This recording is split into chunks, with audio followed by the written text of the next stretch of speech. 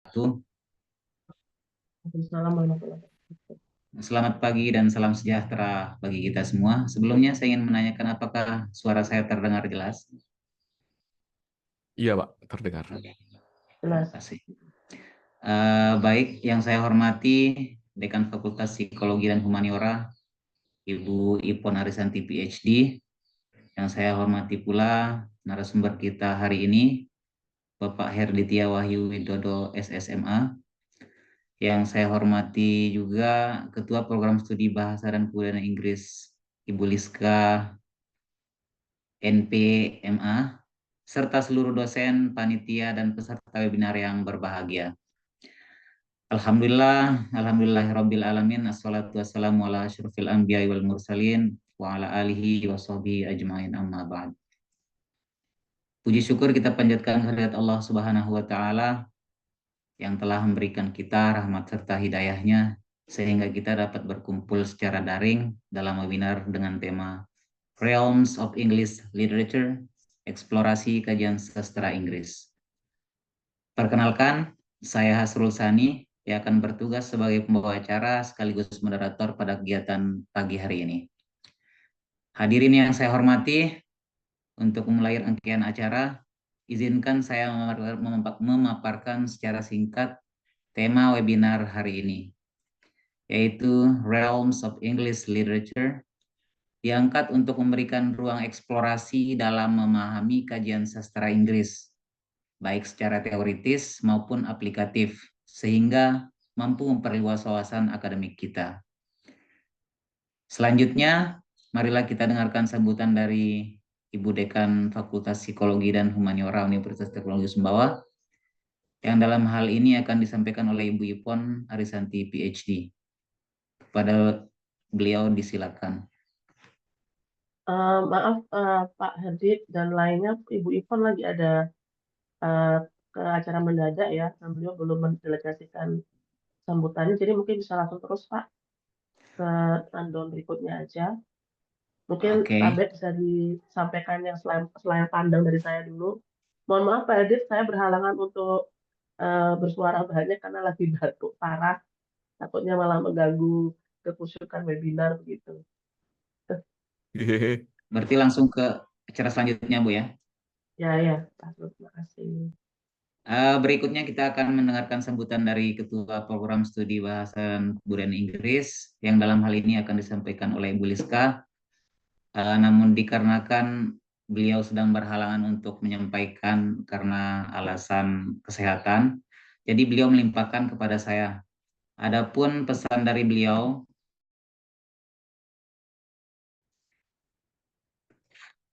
sambutan dari Ibu Kaprodi, beliau berpesan, semoga dengan kehadiran webinar ini bisa menjadi tempat kita sama-sama membagi ataupun men-sharing keilmuan sastra Inggris.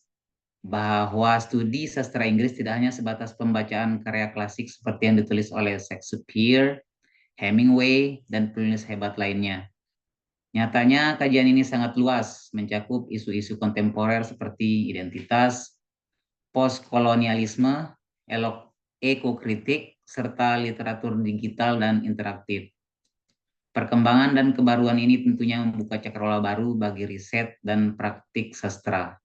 Dan sebagai generasi milenial dan Gen Z, peran kita semua sangat penting sebagai pembaca kritis dan pencipta karya sastra di masa depan. Baik Bapak Ibu, kami ucapkan terima kasih kepada Ibu Kaprodi. Kemudian hadirin sekalian, sebelum masuk ke acara inti, izinkan saya menyampaikan tujuan webinar ini. Adapun tujuan webinar kita pada pagi hari ini yaitu diharapkan dapat menjadi wadah diskusi ilmiah bagi mahasiswa, dosen, maupun praktisi, khususnya dalam menggali dan memperkaya kajian sastra Inggris di era global saat ini. Selanjutnya, izinkan saya memperkenalkan narasumber kita hari ini, yaitu Bapak Herditya Wahyu Widodo, SSMA. Beliau adalah dosen di Universitas Negeri Malang, menempuh S1 di Universitas Negeri Malang dan melanjutkan S2-nya di Kansas State University, Amerika Serikat pada bidang English Literature. Beliau aktif mengajar mata kuliah seperti American Studies, Film Studies, Cultural Studies, dan Literary Theories. Selain itu, beliau meneliti dan menulis tentang sastra, budaya, dan bahasa dengan publikasi di jurnal nasional maupun internasional. Beliau juga produktif dalam karya sastra yang telah mendapatkan hak cipta. Tidak perlu berlama-lama, mari kita sambut Bapak Herditya Wahyu Widodo, SSMA. Kepada Bapak Herditya, disilakan. Baik, terima kasih atas sambutannya yang sangat menarik, Pak Srisani. Iya, jadi saya akan langsung mulai saja ya. Baik, jadi perlu saya prakata dulu begitu Bapak Ibu dan rekan-rekan mahasiswa. Sebenarnya eh, kita semua juga masih belajar begitu ya, masih istilahnya masih menikmati jalan-jalan di bidang ilmu sastra Inggris begitu. Jadi saya lebih menganggap forum seperti ini itu kita belajar bersama gitu, saling berbagi gitu ya, daripada saya itu yang istilahnya paling menguasai atau yang paling memberi materi begitu. Tentu kalau ada masukan atau kritikan atau tambahan lain eh, bisa disampaikan begitu. Baik, Realms of English Literature, eksplorasi kajian penelitian sastra Inggris. Nah, di materi saya hari ini ya, ada beberapa hal yang saya akan sampaikan, yaitu pertama adalah apa itu kajian sastra Inggris gitu, lebih tepatnya ya literary studies. Saya akan membicarakan pertama adalah definisi dulu dari apa itu sastra, literature, literary studies, kajian sastra gitu ya, dan literary criticism, kritik sastra yang uh, yang mainly kita gunakan untuk membuat penelitian sastra. Saya juga akan membicarakan mengenai object of study, apa itu bendanya yang kita kaji di penelitian sastra dan metodenya.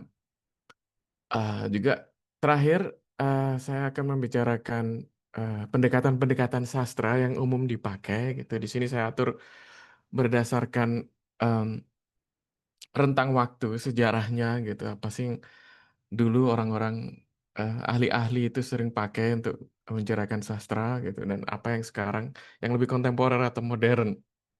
Baik, langsung saja kita mulai. Apa yang kita sebut sastra? What literature is? Literature is understood as literary works. Jadi karya sastra itulah yang eh, dibahas di kajian sastra, dan yang dipakai metodenya itu mainly adalah literary criticism atau kritik sastra dan pendekatan-pendekatan atau approaches yang ada di literary criticism dan literary theories. Literature di sini dimaksudkan itu adalah seninya bahasa gitu. Kata lainnya adalah tidak sekedar teks tulisan yang formal atau non-fiksi, tapi juga belles lettres, itu tulisan yang indah, seninya bahasa gitu. Jadi jangan dikacaukan dulu bahasanya, istilahnya itu dengan literature yang umum itu bisa berarti seperti kata literatur, yaitu academic sources, sumber-sumber ilmiah atau referensi-referensi ilmiah, itu disebut juga literature, tapi bukan itu yang kita bahas di sini. Dan hati-hati, yang kita lakukan itu adalah kajian sastra, literary studies. Ya, bukan literary review, itu kajian pustaka. Jadi kenapa saya mengatakan ini, karena kami sering ngomongan dari em, departemen lain dan prodi pendidikan misalnya, itu selalu ada literary review, di mana kalau menulis artikel atau paper itulah bagian di mana mereka menjelaskan sumber-sumber akademik apa yang mereka punya dan membicarakan teori. Nah, itu ada yang salah sangka ketika saya bilang, oh saya di literary studies gitu. Loh, kok masih cuman literary review saja, kenapa nggak penelitian yang beneran gitu. Jadi itu yang perlu diluruskan dulu. Nah, em, definisi sastra itu ada banyak, tapi kalau kita bisa mengkategorikan itu sebenarnya ada yang lebih tradisional. Itu akan berhenti di mendefinisikan sastra itu hanya di yang sastra yang pakem, yang tradisional, yaitu prosa.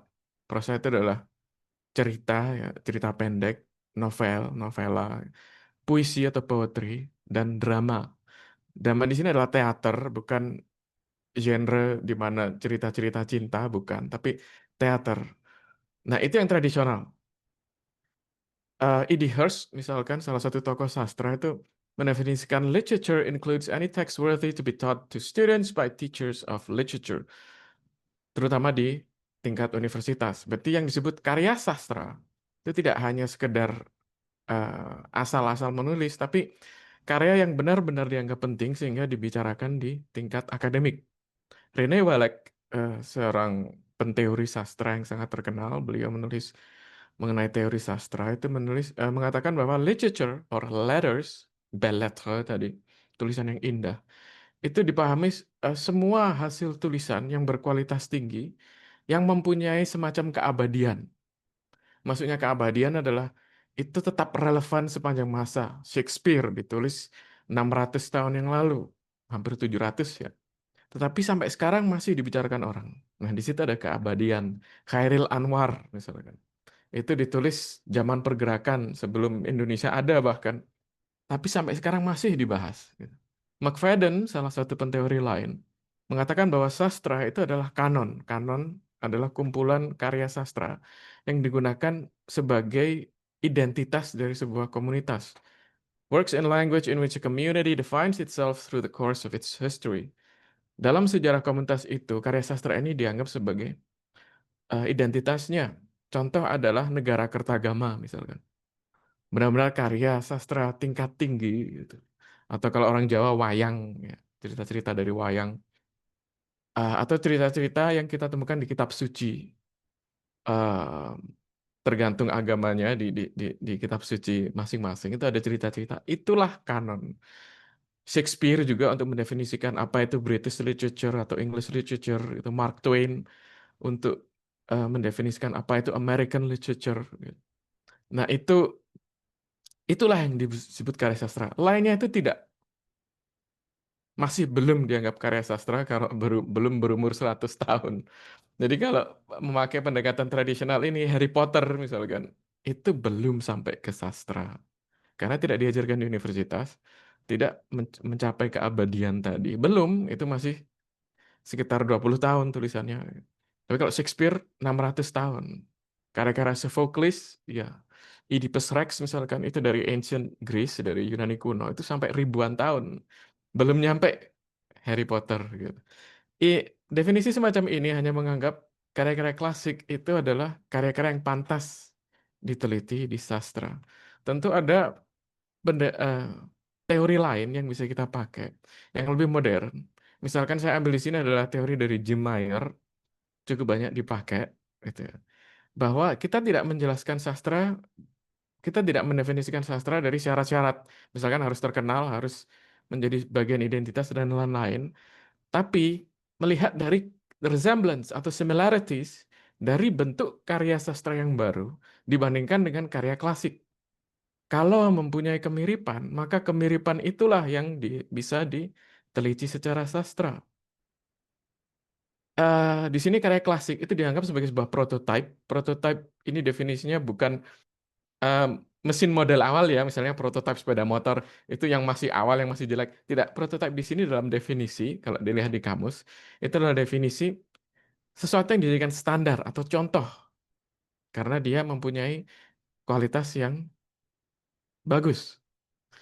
Nah, prototipe di sini adalah established classic atau canon of literature yang sudah dibahas tadi. Misalkan kita mau meneliti mengenai Bollywood movies gitu, film-film India gitu kan. Cukup terkenal di sini. Nah, itu apakah kita bisa mengkajinya secara sastra?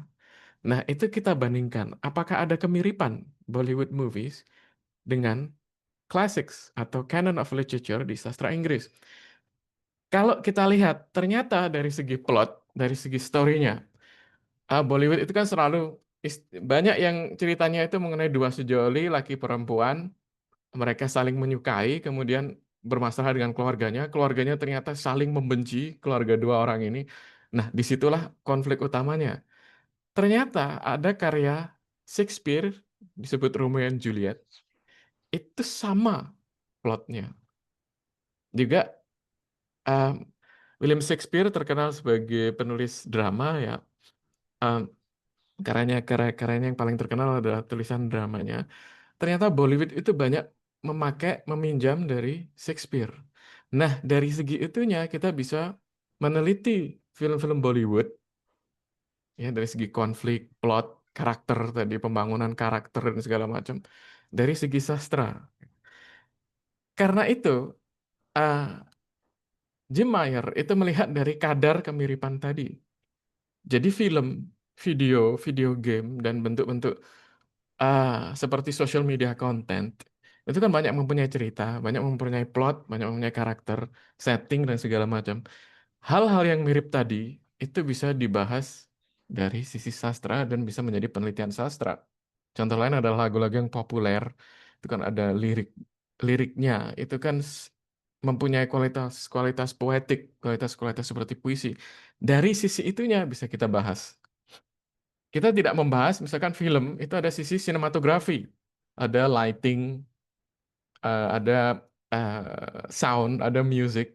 Kalau kita melakukan penelitian sastra itu cenderung kita kesampingkan begitu. Kita memfokuskan, fokus utama kita itu pada yang mirip-mirip tadi. Lagu juga ada melodi, rhythmnya kan berbeda dengan rhythm meternya puisi ya. Nah itu kita kesampingkan dulu gitu. Kalau memakai pendekatan ini, ah karena penelitian sastra, literary studies atau studi kajian sastra ya, itu bisa tidak lagi terbatas pada karya-karya yang klasik, tapi bisa karya-karya yang lebih modern. Harry Potter itu bisa masuk akhirnya kalau kita tahu teori ini, gitu. Ada banyak teori, tapi ini yang sering kita pakai di kelas-kelas kita karena paling mudah ya. Em, kita bisa meneliti tentang masalah-masalah yang sekarang relevan gitu. Jujur saja tidak ada yang baca Shakespeare sekarang, tapi semua orang mendengar Lady Gaga gitu. Atau Taylor Swift, itulah yang sedang dirasakan banyak dari kita di zaman ini. Kenapa kita tidak membicarakan itu saja di eh, penelitian sastra kita? Karena ini lebih baru, lebih menarik, dan jujur saja lebih relevan ide-idenya gitu untuk tentu untuk generasi kita gitu. Tetapi memang tidak semua setuju bahwa karya-karya seperti itu bisa dianggap sastra murni. Karena itu kalau misalkan kita mau menulis untuk sebuah tujuan tertentu ya menulis untuk Scopus misalkan untuk jurnal internasional yang sangat terkenal, kita lihat dulu mereka lebih suka kemana gitu dari tulisan-tulisan mereka yang sebelumnya. Ada jurnal Scopus untuk video game studies kalau kalau kita mau menulis penelitian sastra di situ. Nah, itu mungkin bisa disubmit ke eh, orang-orang atau jurnal yang seperti itu. Tapi untuk jurnal yang sangat tradisional, mereka bukannya tidak menganggap itu penelitian sastra, tetapi mungkin kurang tepat wadahnya begitu. Nah, sekarang kita lanjutkan metode apa yang kita pakai gitu. Am, metodenya kita sebut sebagai literary criticism, kritik sastra. Ini adalah bagian dari apresiasi seni, berasal dari tradisi uh, studi seni dan uh, sastra. Kalau kita masukkan fakultasnya, itu fakultas humaniora sebenarnya, bukan fakultas sains, bukan fakultas MIPA, Am, lebih berarah kepada meneliti mengenai seninya, tingkat seninya, gitu. Tradisinya juga bertujuan untuk menemukan keindahan, gitu, estetika dari karya sastra itu. Ini sebenarnya sering kita lakukan, misalkan kalau kita melihat film atau kita mendengar sebuah cerita, membaca short story, kita membaca puisi atau mendengar lagu atau melihat lukisan gitu. Kadang kita merasakan sesuatu yang sangat membekas di jiwa kita ketika melihat itu. Nah, bagaimana caranya kita bisa menjelaskan atau meneliti itu dengan cara yang sangat akademik? Nah, itulah yang ingin dicapai oleh literary criticism. Ada yang menganggap, ya terutama mahasiswa-mahasiswa kami itu sering, bahwa literary criticism, kritik sastra itu adalah kualitatif, metode kualitatif. Ada sedikit kesamaan, misalkan instrumen utama yang digunakan di kualitatif adalah peneliti itu sendiri. Kalau kritik sastra, itu kan kita baca karya sastra itu dan kita temukan keindahannya. Nah, itu kan berarti instrumen utamanya peneliti itu sendiri gitu. Ada snowballing gitu. Kita baca karya sastra itu berkali-kali sampai kita temukan keindahannya di mana gitu. Tapi sebenarnya dari beberapa hal yang fundamental ini tidak bisa disebut kualitatif. Meskipun ada beberapa pendekatan nanti kita eksplorasi ya, yang memakai kuantitatif atau kualitatif metodenya, tapi sebagian besar karya sastra itu kalau kita melakukan penelitian sastra, kita kan baca misalkan novelnya atau cerita pendeknya Ernest Hemingway gitu. Apa populasi dan sampelnya? Tidak ada. Ya itu, ya karya itu kita baca. Tidak ada validitas dari sisi populasi dan sampel. Juga tidak ada triangulasi gitu. Kita tidak perlu membaca sebuah karya sastra dan menelitinya. Kemudian kita harus triangulasi, harus tanya ke ahli sastra. Tidak perlu karena itu adalah bisa jadi sesuatu yang sangat personal. Ya, contoh tema yang paling sering di karya sastra itu adalah cinta. Nah, penelitian sastra, literary criticism itu ingin benar-benar mengangkat perasaan-perasaan terdalam, ya kita sebut itu keindahan atau estetika, perasaan-perasaan terdalam manusia. Bagaimana sih kalau kita memakai metode kuantitatif atau kualitatif untuk menjelaskan apa itu cinta yang kita rasakan ke pasangan kita lah, atau ke orang tua, atau ke anak kita?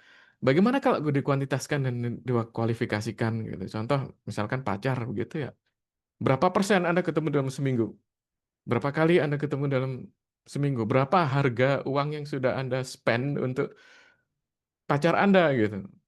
Anda kualifikasikan gitu. Kalau saya mau punya pacar, dia harus putih, harus coklat, harus hitam, harus tinggi, tingginya harus lebih tinggi dari bapak saya. Nah, itu kan terasa sangat cinta itu kemudian direduksi menjadi sesuatu yang sangat bahkan sangat menyinggung, sangat sangat sangat dangkal gitu kalau kita mencintai seseorang karena dia tinggi, dia putih, hitam atau coklat. Itu tidak bisa menjelaskan benar-benar kenapa sih saya mencintai orang ini. Nah, pendekatan literary criticism itu berusaha menjelaskan itu secara akademik gitu. Jadi sebenarnya literary criticism itu gunanya adalah untuk menambah kenikmatan, apresiasi ya. Apresiasi, kenikmatan, appreciation, enjoyment, and knowledge, dan pengetahuan dari karya sastra yang kita analisa itu. Tidak harus untuk membuktikan sesuatu itu benar atau tidak. Seperti halnya yang di sains atau di MIPA, di mana kalau metode kuantitatif dan kualitatif itu untuk umumnya dipakai untuk apakah hipotesa ini benar, apakah teori ini aplikatif gitu, apakah fenomena ini, rumus ini bisa dipakai. Kalau di humaniora, di sastra khususnya di sini, itu apresiasi seni, lebih ke kritik seni, lebih mirip ke situ gitu. Nah, sekarang kita akan mengeksplorasi secara lebih detail gimana sih cara menjelaskan tadi. Ada banyak sudut pandang yang kita bisa lihat. Misalkan sekali lagi kalau uh, kita menyukai sebuah film, kita sangat suka gitu. Kemudian lihat di YouTube gitu. Apa sih yang bagus dari film itu? Dijelaskan sisi-sisinya dari banyak sisi, dari aktornya, dari produksinya, dari ceritanya yang seperti ini. Nah, itu sebenarnya sudah mendekat, ya meskipun orangnya tidak bilang itu kritik sastra, tapi itu kritik seni. Dan hal ini adalah kritik film. Nah, itu mirip dengan yang dilakukan untuk karya sastra, begitu. Ada banyak pendekatan, banyak approach. Ya, kalau yang awal-awal itu adalah pendekatan dari sisi moralitas, ya, morality atau filosofi, biographical dari melihat siapa penulisnya, historical melihat dari zamannya, atau formal textual dari sisi-sisi keindahan tulisan itu sendiri. Mungkin yang paling sering kita lakukan itu adalah pendekatan moral atau filosofi. Kalau kita awal-awal belajar reading dulu, itu kita selalu setelah membaca sebuah cerita ditanyakan, what is the moral of that story? apa sih hikmah yang bisa kita ambil?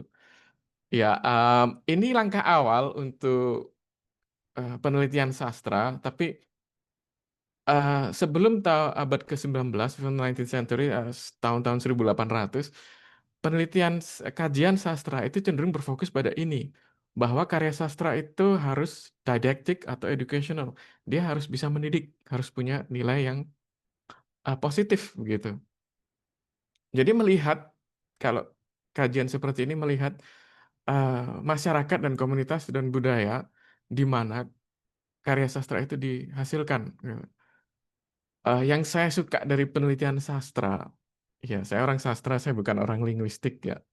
Kalau orang linguistik itu sering turun ke lapangan buat interview, buat buat kuesioner. Kalau orang sastra itu tinggal duduk dan nulis, itu yang saya suka. Tapi memang omongannya harus berat gitu karena dia dia duduk dan nulis. Dan itu juga kenapa kalau kalau kecenderungan departemen sastra Inggris atau jurusan sastra Inggris itu bangunannya kecil-kecil gitu. Karena dia dia sebenarnya hanya perlu meja dan kursi untuk penelitian. Kalau orang MIPA kan perlu perjalanan dinas gitu kan. Kalau orang kelautan harus ke laut gitu kan. Kalau orang geografi harus ke gunung gitu. Kalau kita itu cukup ada karya itu, duduk dan selesai gitu.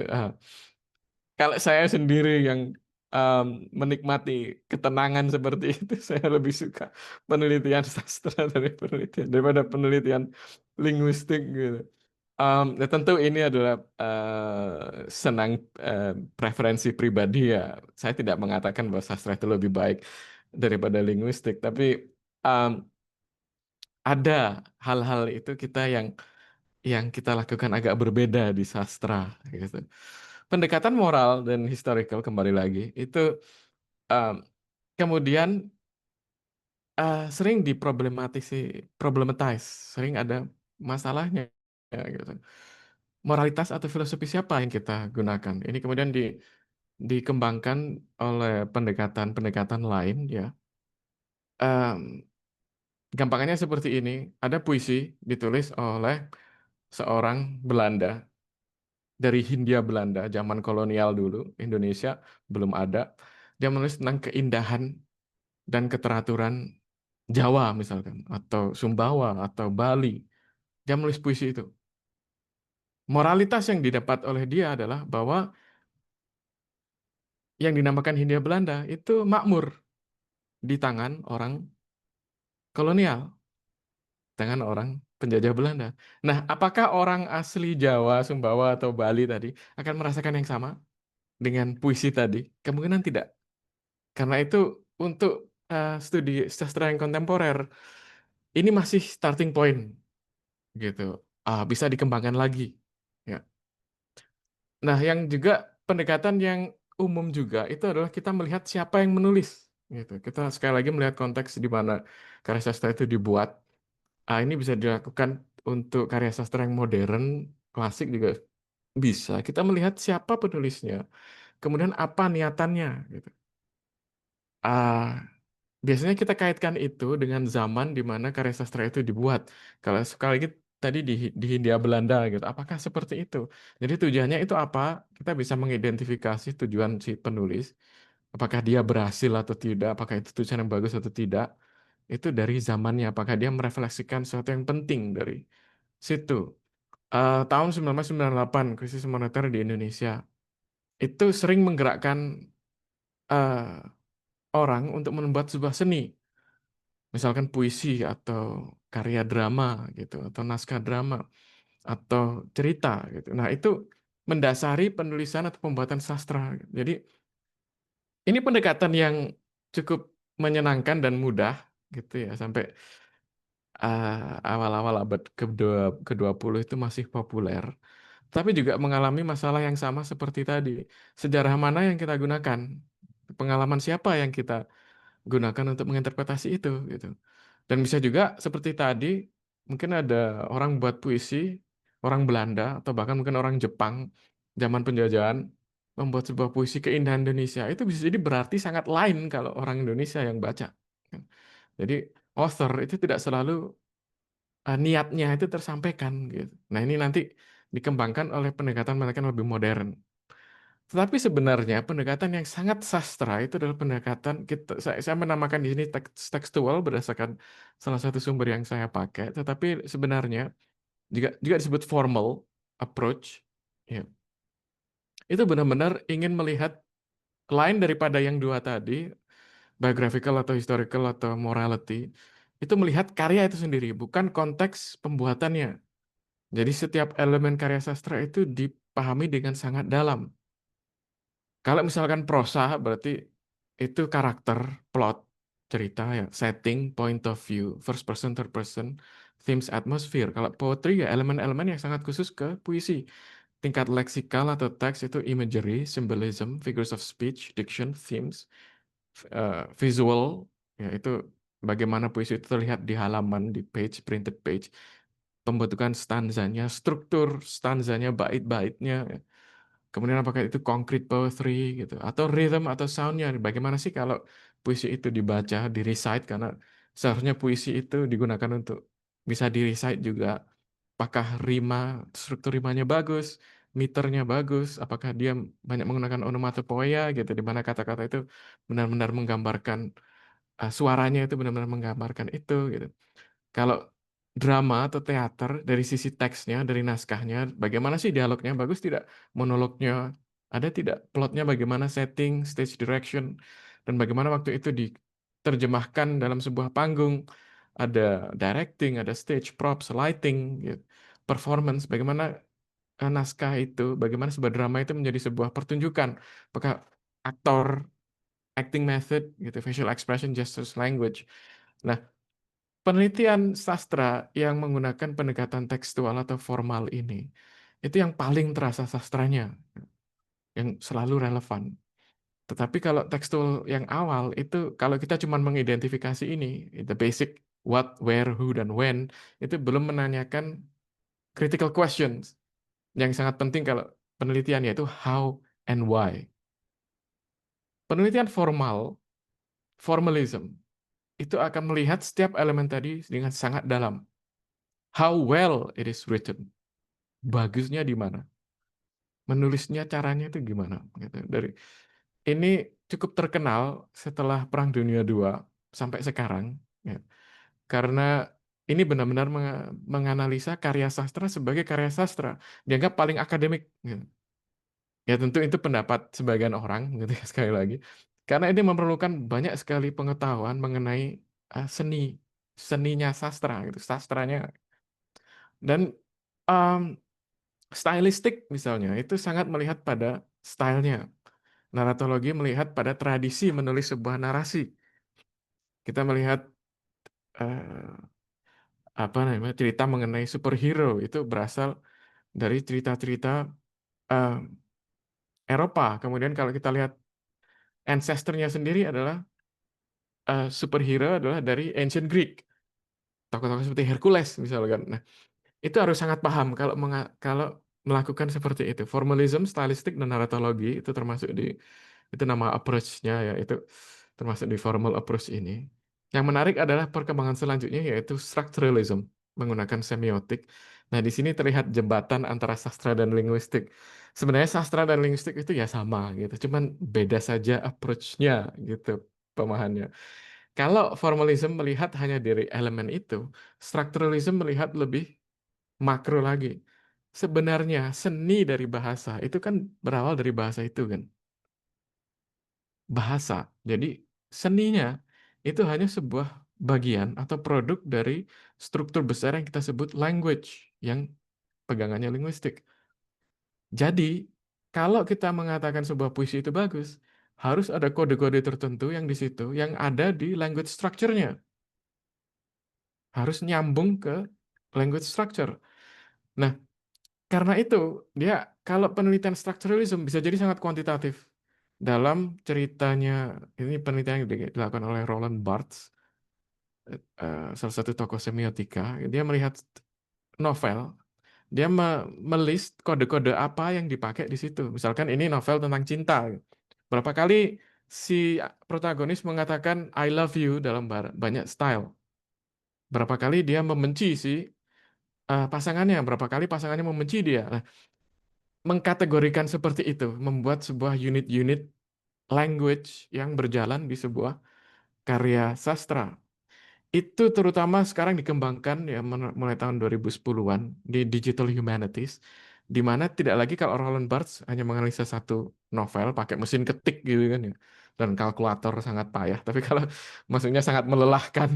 Tapi kalau Digital Humanities sudah pakai AI, sudah pakai komputer aplikasi, dia bisa menganalisa novel dalam satu era. Bisa ratusan novel dimasukkan dalam sebuah linguistic corpus dan ditemukan style. Ini loh style yang membuat membuat karya seni, karya sastra itu terasa enak. Nah, itu karena sebuah pattern. Permasalahannya adalah sekali lagi kalau kita terlalu banyak mengkuantifikasikan itu eh, terkadang karya sastra itu kehilangan ya itu tadi 100 novel, tapi kita kan tidak pernah membaca 100 novel di saat bersamaan ya. Mungkin satu cerita itu benar-benar membekas ke kita. Personal experience-nya jadi hilang. Ya. Critical thinking itu didapat dari hanya melihat angka-angka gitu. Jadi saya katakan di sini setiap approach itu pasti ada sisi itunya ya, sisi kelemahannya begitu saja karena kita mengeksplor. Juga kalau kita terlalu banyak pada formalism itu kita tidak melihat di luar karya, kita tidak melihat author, reader gitu, dan itu akhirnya kita hanya mengulang-ulang saja apa yang ada di karya seni itu. Gitu. Nah, di pendekatan yang lebih modern itu yang sekarang banyak disukai, ya itu ada post-structural dan interdisciplinary. Di situ dimasukkan juga kebudayaan. Kalau post-structuralism itu mengatakan kalau structuralism tadi percaya bahwa struktur bahasa itu yang membuat semuanya itu terjadi. Tetapi post-structuralism mengatakan bahwa tidak selalu seperti itu. Struktur bahasa itu bisa juga salah. Struktur bahasa itu tidak statis selalu benar, tapi fluid. Dinamikanya ada. Contoh puisi yang ditulis oleh orang dari penjajah Hindia Belanda tadi. Itu penulisnya waktu menulis dan karya itu sendiri itu isinya mengenai keindahan Indonesia, dalam tanda kutip keindahan Hindia Belanda. Bagus Hindia Belanda itu. Tetapi begitu itu dibaca sekarang oleh orang-orang Indonesia, itu seakan isinya makian. Karena tentu itu dari sudut pandangnya orang penjajah dan kita tidak menyukai itu. Oh gitu ya, berarti Indonesia itu bagus ya kalau makmur kalau hanya kalau dijajah oleh oleh Belanda ya. Kalau berarti kita memang tidak pantas mendapatkan kemerdekaan ya. Nah, itu ada resistant reading. Jadi structuralism karena sangat percaya pada struktur dan kebenarannya itu tidak bisa melihat ke eh, kesalahan-kesalahan tadi, di mana sesuatu karya yang bagus itu bisa jadi mempunyai arti yang lebih dari satu, bisa juga mempunyai arti yang salah atau yang tidak dimaksudkan oleh si penulis gitu. Karena kalau kita lebih dalam ke semiotics ya, teorinya Saussure, itu dari arbitrariness of language bahwa bahasa itu tidak berdasarkan kenyataan tapi berdasarkan persetujuan sosial. Nah, karya-karya approach post-structuralism, salah satu yang terkenal adalah Deconstruction, yang mulai terkenal tahun 80-an. Itu karya analisanya bisa sangat highly original, kreatif begitu. Dia bisa melihat banyak sekali variasi makna gitu. Dan itu sangat bagus diterapkan di karya klasik maupun karya modern. Kalau kita menulis artikel mengenai Shakespeare, orang-orang itu sudah sangat paham selama ribuan tahun, selama ratusan tahun apa sih isinya Shakespeare. Tapi karya meaning yang tersembunyi. Nah, itu mungkin baru orang akan tertarik gitu. Dan itu belum banyak dibahas sekarang paling tidak. Tapi bisa jadi memang post-structuralis itu sangat sangat kreatif sehingga orang tuh mengatakan ini sangat subjektif, belum tentu bermakna seperti itu dan bisa jadi sangat random begitu. Karena keluar dari arti yang normal atau standar.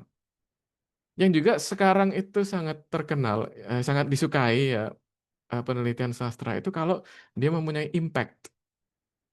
Nah, di sini pendekatan interdisipliner mengaitkan dengan bidang-bidang ilmu di luar sastra tradisional untuk menganalisa karya sastra dengan sangat dalam dan berusaha menjawab how dan why. Kenapa sih harus ditulis seperti itu? Tujuannya apa? Nah, terutama sangat enak untuk diterapkan di tulisan-tulisan yang lebih modern. Misalkan psikoanalisis itu menambahkan pemahaman ilmu dari psikologi untuk terutama menganalisa dari segi karakter dan settingnya. Feminism itu memasukkan aktivism, ya, bagaimana sih kita menggali nilai-nilai perempuan, apa itu representasi perempuan dan perjuangan perempuan dan banyak aspek dan peran perempuan yang tidak pernah dibahas di karya-karya yang klasik terutama dan karya-karya modern, bagaimana itu direpresentasikan. Eco-criticism, eh, kami menulis artikel untuk Scopus, ya, alhamdulillah terbit tahun kemarin. Itu karena kita pakai eco-criticism. Karena sekarang masalah-masalah mengenai climate change atau environmental itu sangat in gitu. Jadi ketika kita mengaplikasikannya, kita melihat bagaimana alam itu sebenarnya menjadi bukan hanya setting, tapi sebagai sebuah mempunyai peran utama, peran sentral. Ya, ini untuk bagaimana karya sastra itu bisa dibawa ke environmental activism, terutama kalau ngomong kalau dari segi investasi SDG dan IKU itu ya. Nah, tentu kritiknya di sini adalah ini kan tidak ngomong sastra lagi, gitu. Ya, tapi sebenarnya ini yang lebih merasakan impact-nya kita, terutama kalau kita membawanya ke budaya. Kita memfokuskan pada cultural context, berapa ini bisa pendekatan-pendekatan seperti ini bisa terasa sangat impactful hasilnya gitu ya. Dan kenapa itu bisa menjelaskan eh, apa yang sekarang terjadi di masyarakat dan kebudayaan kita.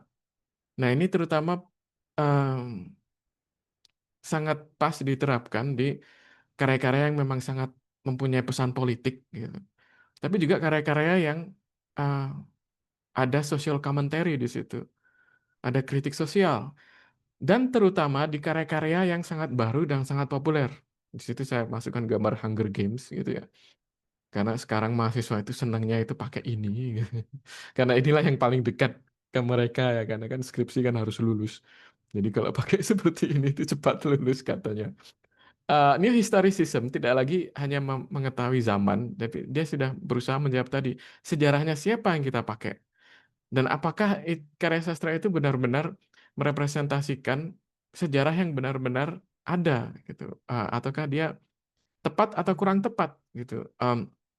Tulisan seorang Hindia Belanda gitu. Apakah benar-benar orang Belanda waktu itu berpikir seperti itu? Apakah benar-benar para pribumi juga merasakan seperti itu? Nah, itu dikaitkan dengan penelitian sejarah yang sangat dalam.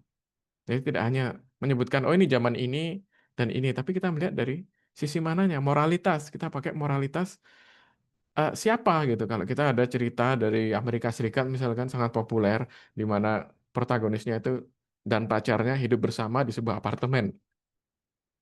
Nah, kalau dari kita yang tradisional, itu akan ngomong, oh itu zina, itu jelek. Jadi, uh, New Historicism dan Cultural Studies terutama itu melihat suka keragaman diversity dari sudut pandang itu, akan menganggap akan lebih meneliti lebih dalam mengenai pandangan-pandangan seperti itu gitu.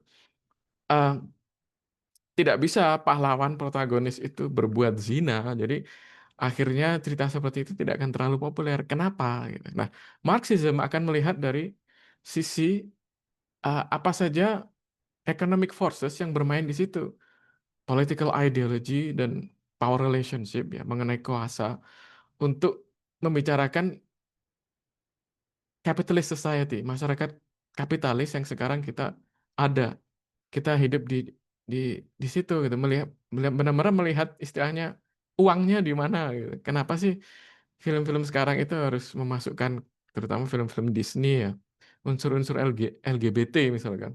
Itu karena mereka beranggapan itu lebih menjual. Dari Marxism bisa mendalami seperti itu.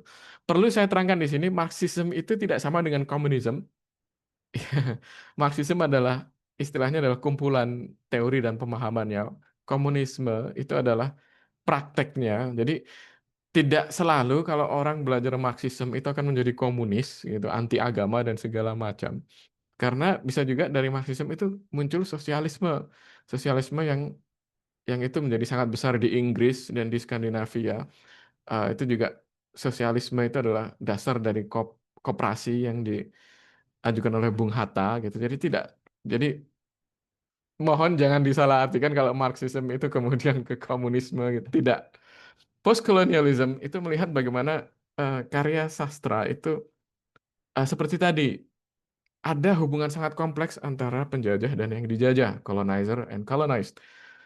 Melihat bagaimana sampai sekarang pun kita itu masih di bawah pengaruh Eropa, Belanda, dan juga ada bentuk-bentuk penjajahan baru itu dari Eropa, dari Amerika. Nah, sangat populer di negara-negara yang postkolonial, maksudnya yang dulu dijajah oleh negara lain, ya, dan bisa sangat dinamis gitu membicarakan isu-isu politik atau sosial budaya. Cultural studies itu kalau kita mengikuti cultural studies, kajian budaya ya, itu um, menganggap hampir semua hal itu sebagai cultural text yang bisa dianalisa menggunakan linguistik atau sastra. Jadi um, tujuan dari cultural studies itu adalah mirip seperti Marxis, itu melihat bagaimana sih realitas hubungan antara power, ideologi, dan identity itu berjalan di dalam kebudayaan dan masyarakat. Itu bisa jadi sangat menarik dan sangat dekat ke kita gitu ya. Kenapa sih kalau eh, apa namanya karya-karya kita sekarang atau film-film atau lagu itu harus mengenai topik ini dan itu. Nah, kita bisa membicarakan korupsi, kita bisa membicarakan hal-hal yang berbahaya di situ. Jadi menulis sastra itu jadi terasa segar gitu. Kalau mahasiswa saya kalau menulis skripsi mengenai sastra karya populer itu biasanya akan menggunakan culture studies karena banyak sekali kalau postkolonialis misalkan atau psychoanalysis menggunakan satu disiplin ditambahkan gitu. Tapi ke culture studies bisa pakai banyak sekali, bisa masukkan di situ. Kalau suka K-pop ya masukkan K-pop studies, Asian studies, masukkan film studies juga kalau itu ternyata dia menganalisa video klipnya gitu kan. Masukkan sinematografi, apapun yang kita suka itu bisa dilewatkan di cultural studies gitu. Nah, saya kira itu dulu saya akan rangkum. Jadi untuk penelitian sastra itu bagian besar kita pakai literary criticism. Objeknya bisa tradisional atau modern. Bisa film, bisa Shakespeare, bisa isi sosmed, TikTok, segala macam. Tergantung dari pendekatan yang kita pakai tentunya. Karena tidak semua pendekatan itu bagus. Kalau di situ banyak ngomong mengenai hubungan antara seperti tadi Hindia Belanda dan orang Indonesia itu akan pakai postkolonialisme akan sangat bermanfaat. Tapi kalau pakai katakanlah hanya dari formal, mungkin tidak akan terlihat sisi-sisi kolonial atau tadi karena ya kita membicarakan hanya bagaimana bagus itu ditulis, tapi kalau membicarakan karya klasik terutama itu paling enak pakai formalism karena benar-benar terlihat seninya. Perlu dipahami bahwa literary approach itu tidak mutually exclusive. Maksudnya kalau kita hanya kita pakai formalism tidak boleh pakai yang lain-lain. Kalau di penelitian yang Scopus yang di luar negeri itu bahkan tidak menulis metodologi karena sudah artikel-artikel itu sudah jelas. Ya sini kritik sastra selesai. Yang paling penting adalah bagaimana kita bisa mengungkap sebuah isu. Ya kalau saya paham kalau kita masih menulis untuk dalam negeri itu harus ada metodologi dan harus ditulis metodologinya gitu. Tapi sebenarnya pokoknya yang bisa mengeluarkan isu yang kita bahas. Kalau misalkan kita membicarakan Taylor Swift itu perempuan, pakai feminisme, tapi di situ juga membicarakan masalah-masalah psikologi, misalkan di situ mengenai pacaran, masukkan di situ psychoanalysis, juga membahas sisi poetry-nya, jadi masukkan di situ formalis, pemahaman mengenai diction, theme, dan symbolism. Jadi kalau kita pakai satu approach, kita tidak boleh pakai yang lain, kita bisa gabung. Gitu. Dan tidak ada satu approach yang paling benar untuk sebuah karya sastra. Itu hanya tergantung pada apa sih yang kita mau sampaikan gitu. Apa sih yang membuat menarik gitu kan. Saya kan mengawali dengan itu. Kenapa sih ini kok menarik? Nah, itu. Nah, kita cari jalannya yang bisa ke sana gitu. Mau naik apa gitu. Nah, sebagai tambahan saja kalau menaik lingkupnya ya. Jadi ini adalah yang di departemen kita lakukan di Universitas Negeri Malang itu kita kan harus memfokuskan pada beberapa hal. Nah, kalau kami ini sebagai gambaran saja mengenai lingkupnya yang konkret gitu. Kita ada dosen-dosen itu ini adalah mapping dari penelitian kita itu fokus pada cultural studies, contemporary world literature, dan classic. Nah, itu kita bisa penelitian yang konseptual gitu menjelaskan membuat sebuah teori baru. Kemudian cultural studies seperti tadi itu di karya-karya pop, karya-karya yang baru. Dan kita bisa bahkan menulis developing material. Berarti ini membuat film, komik, video game, social media content dan lain-lain. Contemporary world literature itu kita pilih untuk ini mengaplikasikan eh, kritik sastra dari mengaplikasikan pendekatan sastra tadi, Marxism, postkolonialism, feminism gitu paling tidak untuk sampai 2026 gitu. Ini pendekatan-pendekatan yang kita di departemen kami kita lakukan karena kita punya personelnya di situ pastinya. Juga menulis creative writing itu selalu menjadi bagian dari sastra gitu, menulis karya-karya absurd, realis, surrealis, gitu, tergantung dari banyak. Kalau saya kan lebih ke apa namanya tulisan-tulisan yang nggak jelas gitu, jadi mungkin surreal gitu. Juga contemporary teks-teks yang ditulis engine atau AI. Kalau classical ini yang em, ini safety gitu loh.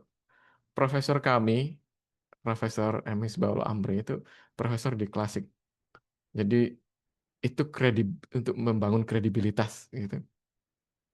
Eh, Peneliti-peneliti kami yang lebih senior. Tapi kalau yang muda-muda itu biasanya di cultural studies atau contemporary. Nah itu mungkin baik. Nanti ini bisa saya share gitu, bisa juga dilihat di website kami gitu. Jadi kalau ingin tahu secara konkret seperti apa, tentu ini bukan yang paling bagus. Tentu cuman untuk mendapatkan gambaran saja gitu. Itu bendanya seperti apa sih gitu. Baik, ini sumber-sumber yang saya pakai. Jadi buku-buku ini saya pakai buku semua karena ini masih eksplorasi ya. Jadi lebih aksesibilitasnya tinggi begitu. Terus yang Jim Mayer, dua buku ini ya Peter Berry ini Beginning Theory dan bukunya Gerin et al. Itu sangat enak untuk dibaca gitu. Bukunya Kisi itu agak lama. Yang lebih pakem lagi ya ini tahun 56 Welek dan Warren itu sangat klasik gitu. Nah, baik saya kira cukup segitu eh, dari saya. Mohon maaf kurang dan lebihnya saya kembalikan ke Pak Asrul. Terima kasih. Baik, terima kasih banyak atas pemaparan yang luar biasa dan sangat menarik dari Pak Herditya. Selanjutnya kita masuki sesi tanya jawab yang pertama. Bagi para peserta yang ingin bertanya, boleh mengangkat tangan melalui virtual ataupun menuliskannya di kolom chat. Kepada Bapak Ibu ataupun peserta webinar, disilakan.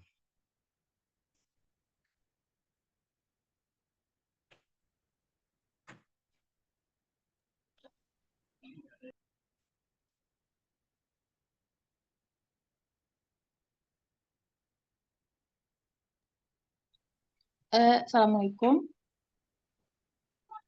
Ya, silakan. Ini duluan yang mengangkat tangan Bu Liska, tapi yang ngomong duluan saya. Mohon maaf ya, Bu Liska. Siapa yang duluan nih? Bu Liska dulu deh kayaknya. Bu Liska aja lah. Enggak. Bu Tiwi, your curiosity matters. Please do so. Oke, silakan Bu Tiwi. Iya, terima kasih Pak Hasrul. Ini selamat datang Pak Herditya Wahyu Widodo. Kenapa nggak ditulis nama Terima terakhirnya, kasih. Pak? Iya, karena kadang nggak kelihatan Bu di Zoom. Oh iya, canda Pak. Maaf. Oke, ini yang saya tanyakan ini misalnya kita mau meneliti tentang kita mau membandingkan dua film misalnya, film uh, Pride and Prejudice yang dibintangi sama Keira Knightley itu versus sinetron India. Kalau nggak salah judulnya Lonceng Cinta, dan Saya rasa itu mirip-mirip. Nah, bagaimana cara kita membedahnya dan itu kita pakai pendekatan apa? Terima kasih. Terima kasih. Kebetulan ada salah satu mahasiswa saya itu yang membicarakan film ini gitu. Saya sepertinya dulu pernah melihat film ini yang belum saya lihat itu yang India itu. Eh, Banyak Bu sebenarnya. Ibunya yang paling menarik yang dirasakan dari perbandingan itu apa Bu? Mau Konfliknya. Jadi konfliknya, konfliknya itu ya, mirip. Ya, jadi dua kakak beradik ya, perempuan. Kalau yang di Pride and Prejudice 5 kayaknya kalau nggak salah. Tapi kalau yang iya, di Lonceng Cinta India tuh eh dua. Dan itu mirip. Jadi si kakaknya itu mirip si pemeran utama yang di Prejudice film itu, iya. yang Keira Knightley itu. Jadi saya rasa kayak, kayaknya ini film Lonceng Cinta India ini diadopsi dari cerita ini Pride and Prejudice. Hmm, iya. India itu karena memang Commonwealth ya, istilahnya dia em, dulu sangat dekat dengan Britain gitu, bagian dari kekaisaran Inggris gitu ya. Jadi lebih merupakan kalau sekarang lebih seperti saudara gitu. Banyak sekali cerita-cerita populernya itu mengambil dari karya sastra klasik. Tak, ini sekedar pendapat saya saja. Orang itu agak anti dengan karya klasik, tapi sebenarnya mereka itu berinteraksi dengan karya klasik dalam packaging yang lebih modern gitu saja. Sebenarnya jadi sama saja gitu. Kita film Bollywood, di situ ada Romeo and Juliet seperti tadi gitu. Atau kita melihat Pride and Prejudice yang diangkat dari novel kanon, gitu, kanon klasik. Itu ada di Lonceng Cinta gitu. Yang menarik itu ini, itu adalah comparative study, Bu ya. Jadi em, membandingkan satu dengan yang lain. Itu kalau yang kontemporer akan itu sepertinya dibawa ke ranah lebih penelitian yang kontemporer karena itu film ya. Jadi akan em, lebih menarik kalau di situ dilihat bagaimana representasinya, em, plot itu, bagaimana itu disampaikan di sisi film, ya bagaimana itu dipresentasikan di visual, ya. em, Bagaimana sih cara orang India itu buat film? Itu kan selalu heboh gitu kan Bu ya, deng deng gitu kan, kemudian zoom in zoom out kameranya gitu. Nah itu kritik sastra dan film studies. Film studies tidak saya bahas secara spesifik tadi karena ini saya tidak mau orang-orang bingung dulu loh ini pembahasan sastra kok ke film studies. Tapi film studies itu akan eh, membahas mengenai itu. Bagaimana, bukan mengenai produksi film, bagaimana film itu dibuat, tapi apa yang kita rasakan waktu melihat film itu.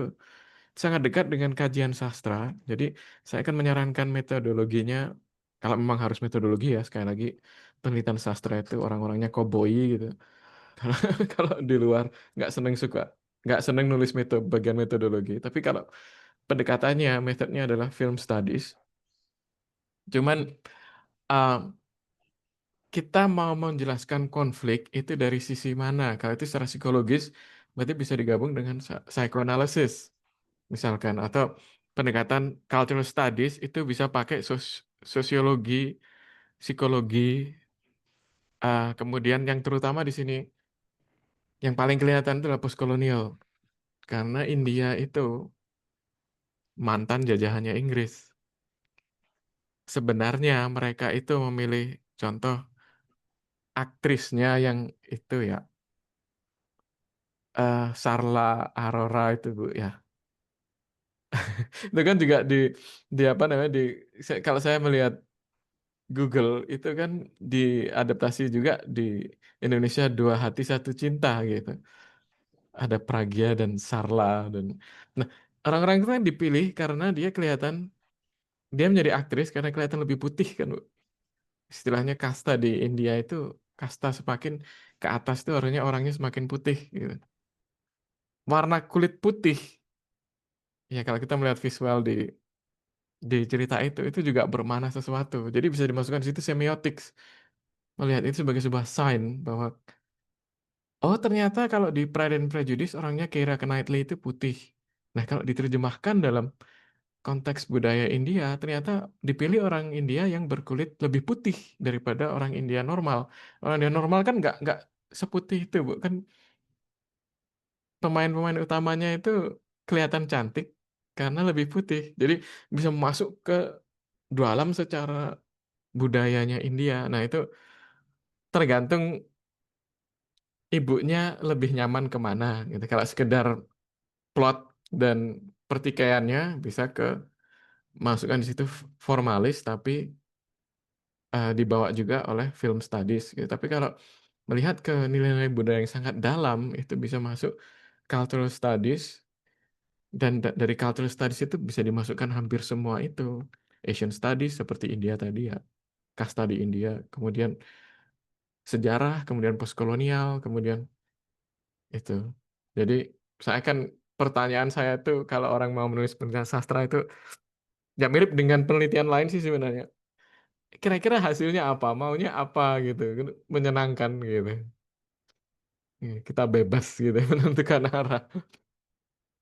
Begitu Bu, mungkin dari saya. Saya mohon maaf juga ini saya sebenarnya juga masih junior juga, jadi kalau ada masukan atau tambahan lain dari Bapak Ibu dan rekan-rekan mahasiswa itu sangat kita harapkan gitu. Terima kasih. Baik, langsung ke penanya kedua, mungkin Mbak Liska ingin menyampaikan pertanyaan atau Oh ya, soalnya di chat juga udah ada di kolom chat. Saya dulu ya, Pak Asrul ya. ya boleh boleh Bu. Ya. Terima kasih Pak Adit, sangat daging sekali pemaparan materinya. Eh, yang saya mau tanyakan sebenarnya sangat sederhana, yang mungkin quite basic sekali gitu. Terkait ini Pak, analisa karakter itu buat saya tantangan pribadi. Maksudnya betul sekali kalau sastra itu biasanya kontemporer lebih ke kasus studies, gitu, gender, gitu. Sekarang lagi ngetren itu kayak eco criticism, eco literature, seperti itu. Nah, tetapi saya pribadi sebenarnya ingin bertanya bagaimana cara menajamkan analisa karakter. Misalnya analisa tentang euforia atau histeria, seperti itu kan saya ada beberapa penelitian sastra terkait misalnya histeria perempuan dalam rumah gitu. Saya lupa saya pernah baca tesis di sebuah kampus di Australia terkait histeria seperti itu. Nah, katakan saya kayak sekarang saya pernah melakukan penelitian terkait analisa psikologis itu seperti di situ. Kadang saya bingung cara approach-nya gitu ya. Dan bagaimana cara menajamkan supaya supaya memang tujuan saya untuk memunculkan elemen bahwa oh ini histeria secara sastra ataukah itu harus disebut dengan psikologi itu bagaimana? Terima kasih. Ya, baik, terima kasih. Kita hidup di zaman yang sangat enak ya, Bapak Ibu ya. Ada banyak pilihan gitu. Kalau mau pilihan susah, Bu Liska, itu Bu Liska baca dulu buku-buku mengenai characterization, karakter dan segala macam. Baca buku-buku yang berat-berat itu. Dibaca semua dan nanti akan kelihatan, oh saya ternyata lebih suka ke sini. Ini yang paling nyaman, approach approach ini. Gitu. Nah, setelah membaca buku selama ribuan tahun ya, dan nanti akan mendapatkan pengetahuan itu. Kemudian, ya, saya mengatakan begini karena memang kalau orang sastra itu harusnya sangat suka membaca. Buku bacaannya itu harus banyak sekali. Nah, itu yang dilakukan kalau kita hidup 50 tahun yang dulu, Bu. Pernah lihat film Dead Poets Society? Nah, itu karena Robin Williams sangat terkenal itu. Yes, yes, Nah, itu yes. intinya penelitian sastra sebenarnya itu. Kita jangan terlalu terikat ke teori, jangan terlalu terikat pada hal-hal yang memberatkan kita. Kita lihat dulu apa sih yang kita rasakan. Seperti tadi saya memulai penjelasan itu. Pendekatan kedua yang lebih mudah adalah, nah, Bu Liska senengnya ngomong apa mengenai itu? Baru dari situ di explore teori-teori yang mungkin bisa membantu support gitu. Jadi kalau saya mau menulis artikel 3 hari, kemudian harus lulus Scopus, saya akan memulai seperti itu. Saya maunya ngomong apa, saya tulis itu, ya di situ abstrak-abstrakan lah, atau working paper begitu. Kemudian saya baru baca-baca teori yang mungkin terkait dengan itu. Nah, ini ada cara ketiga, Bu, yang agak tabu diomongkan, tapi memang begitulah realitas kehidupan kita sekarang. Setelah mendapatkan pemahaman seperti itu, coba ditanyakan ke AI. Macam kalau yang paling crude tentu ChatGPT gitu, tapi bisa pakai Quillbot juga. Quillbot Flow itu untuk penelitian. NVivo itu kalau Bapak Ibu punya kemampuan dan akses ke situ, karena itu lebih berat lagi gitu. Kita bisa langsung dengan cepat itu membuat initial study, kira-kira metode dan approach apa yang paling tepat. Itu kan bisa dibuat prompt tuh. Dicoba saja di ChatGPT, itu yang paling gampang ya. Kalau saya ingin mempelajari karakter dari sisi X dan Y dengan memasukkan faktor A, B, dan C, pendekatan apa yang bisa saya pakai dan cara apa yang paling bagus. Mohon maaf, ini bukan penyalahgunaan AI, karena kita perlu ribuan tahun untuk baca semua buku yang pernah ditulis mengenai studi karakter. Karena karakter study itu sudah dari sejak awal, itu Plato, Aristoteles sudah menulis itu. Dan kalau ada alat yang bisa kita gunakan untuk namanya literature review ya, kajian pustaka kan ini Bu ya masih ya. Kalau ada alat yang bisa membuat kita mudah, ya kita lakukan. Tapi tentu jangan dari hasil AI itu di copy paste, kemudian kita terbitkan itu atau kumpulkan itu sebagai sebuah tugas. Itu namanya plagiasi, itu namanya cheating. Tetapi kalau dari AI tadi akan memunculkan link-link, buku-buku, list. Nah, kita lihat artikel-artikel yang di link tadi, kita baca benar-benar buku-buku tadi. Jadi penelitiannya bisa sangat terarah. Jadi tidak ada lagi seperti kita waktu kuliah dulu, Bu Liska, tahun 2000-an, kita harus ke perpus, perpusnya ada di Surabaya gitu 3 jam, atau hanya untuk mencari buku yang kemudian kita tidak pakai di paper kita. Betul, betul. Nah, kita pakai AI untuk research itu. Tapi sekali lagi tidak untuk saya akan menghindari generative AI karena itu kode etik akademik. Kalau kita copy paste hasilnya kemudian kita terbitkan. Mungkin kalau itu jurnal yang atau proceeding atau paper yang orangnya asal-asalan tidak akan terdeteksi, tapi sebenarnya kita sudah melakukan pelanggaran akademik. Kita tidak punya lagi kredibilitas akademik. Jadi jangan dipakai untuk generatif untuk generate paper kita, tapi untuk kajian literatur study. Kalau saya akan mengatakan Bu ya, kalau Ibu suka ke psikoanalisis, orang-orang sekarang itu sangat suka dengan feminisme. Ya, saya akan lebih masukkan itu ke sisi feminisme memang, bukan ke studi yang sangat formal. Kita mulai dengan studi yang formalis gitu untuk benar-benar menggali karakter itu seperti apa gitu ya. Ada tradisi karakterisasi seperti itu. Tapi hasil akhirnya akan saya bawa ke culture, ke feminisme. Mohon maaf, feminisme yang sangat spesifik. Itu di Asia, di Afrika. Itu orang-orang lebih suka kalau judul-judul itu terkait Asia dan Afrika. Tapi kalau hanya berhenti di Eropa dan Amerika, misalkan itu karakter di seperti tadi Pride and Prejudice gitu ya, saya kan tidak membawanya ke tulisannya orang Inggris tapi orang India kan. Karena memang lebih menjual sekarang iklimnya itu. Begitu Bu Liska ya, mohon maaf kalau saya memberikan pendapat saya yang mungkin agak tabu. Terima kasih. Jelas-jelas Pak, terima kasih sekali. Memang studi karakter itu ya itu emang punya pelatih untuk menajamkan approach-nya. Oke, terima kasih Pak, ada sangat insightful sekali. Pak Asul, silakan dilanjut. Baiklah, nampaknya diskusi semakin menarik karena ada beberapa pertanyaan dari kolom chat dan kita akan langsung ke sesi kedua tanya jawab. Saya boleh bacakan Pak Herit ya pertanyaan dari peserta webinar melalui kolom chat. Monggo. Atau Pertanyaan. langsung saya jawab karena saya juga bisa melihat baca di sini. Oh, enggak. Oke. Ah, apakah kajian sastra terlalu etis? Ini dari Bapak Purnomo untuk justru dijadikan alat untuk menekan literasi nasional. Kajian sastra Inggris tidak. Malah sebenarnya begini, Pak. Kajian sastra Inggris itu bisa membawa karya-karya seperti Shakespeare dengan dikaji dengan pengkajian sastra. Tentu tidak terikat pada penelitian ya. Kalau kita bisa membuat sesuatu yang abridged, pasti kan Bapak Ibu sangat kenal dengan karya-karya yang abridged.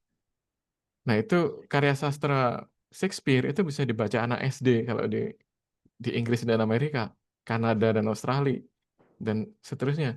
Tapi karya-karya Khairil Anwar misalkan, karya-karya yang berat-berat gitu, tenggelamnya kapal Van der Wijk gitu, yang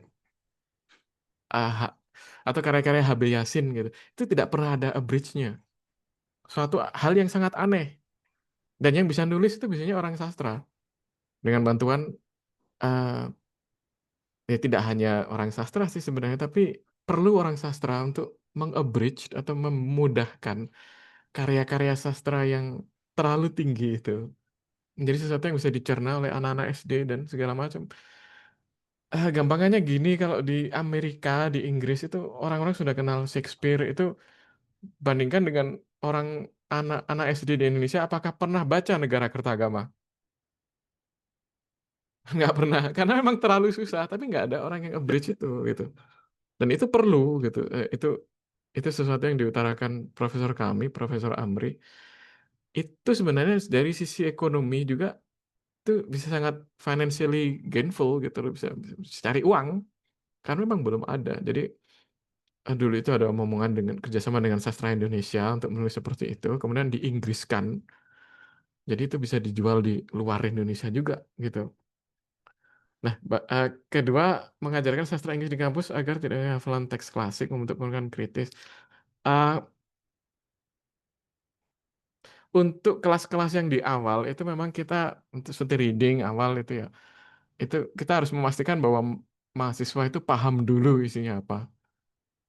Nah, kemudian kita bawa ke pemahaman sastra yang lebih modern, bahwa sastra itu tidak hanya terbatas pada uh, pendekatan yang klasik, approach yang lama gitu seperti formal atau biographical gitu ya. Kita bawa ke ranah budaya. Misalkan tadi yang kita bahas cultural studies atau new historicism atau postkolonial gitu. Sehingga mahasiswa itu bisa mengkaitkan dengan isu-isu global. Ya, seperti tadi, mahasiswa sekarang itu sangat suka dengan gadget, dengan video, dengan AI gitu. Mereka suka mencoba-coba gitu. Saya akan mengarahkan ke situ karena tidak bisa ditolak lagi AI itu. Tidak bisa ditolak lagi bahwa literasi itu memang turun. Tapi kita istilahnya meningkatkan literasi itu dengan cara-cara yang baru gitu saja. Di era ChatGPT, e-book digital library akan semakin inklusif atau kalah konten instan. Kalau sekarang malah sastra itu mewadai pemahaman dari film TikTok dan Wattpad. Karena sebenarnya, ya seperti tadi, kita itu banyak dari karya-karya istilahnya bentuk-bentuk media seperti film, TikTok, dan Wattpad itu adalah turunan dari karya klasik. Kita mempunyai keunggulan di sastra karena kita sudah baca karya klasik. Kita tahu kalau lihat film Bollywood, oh ini ngambilnya dari Shakespeare. Nah, kalau kita bisa membuat itu sebagai sebuah kajian, itu akan sangat menarik. Itu yang tidak dipunyai orang-orang dari studi film atau studi komunikasi atau studi media. Mereka tidak, fokus mereka bukan pada Shakespeare, tapi kita dari Shakespeare. Kita tahu, oh itu ceritanya, tradisinya dari sini, gitu loh. Itu punya keunggulan. Jadi, karya-karya yang dihasilkan oleh mesin atau AI, karya-karya yang baru, itu sebenarnya itu kalau kita mengambil perspektif itu malah makanannya orang sastra begitu. Tidak akan terpinggirkan menurut saya karena kita punya kelebihan itu. Kita tahu itu asalnya dari mana, pengembangannya gimana gitu.